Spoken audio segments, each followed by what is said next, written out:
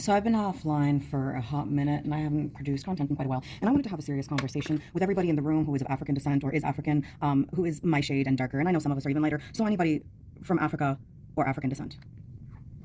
Now at this point of the game, I'm finding it a really hard pill to swallow that some of you are still out here justifying, defending, essentially the dehumanization and the separation of the Philistini cause from other causes, be it in Africa or globally, but primarily in Africa. And we're going to have this conversation, and you're all going to have to sit in that discomfort. First off, I'd like you all to get a map, and I would like you all to take a look and see where Philistine is located on a map and where it is relative to Africa.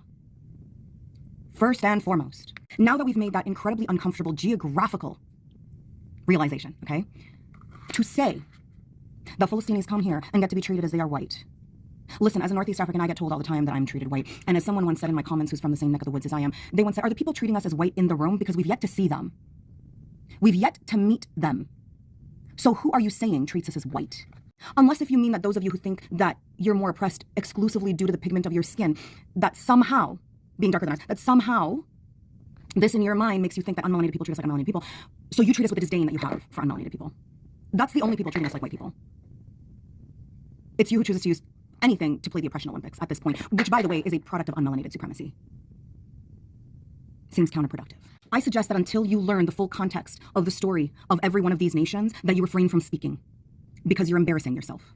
I suggest that you refrain from speaking until you fully understand the nuances and differences from one situation to another, as well as the nuances in the similarities from one situation to another.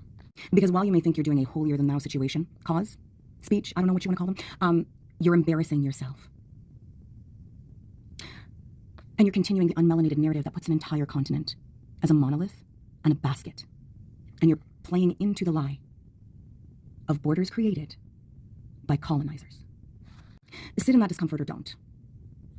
But many of us also from the same land with the same experiences, many of us in exile from our lands or having to flee our lands because we've experienced colonization in our African countries. We're just going to ignore you.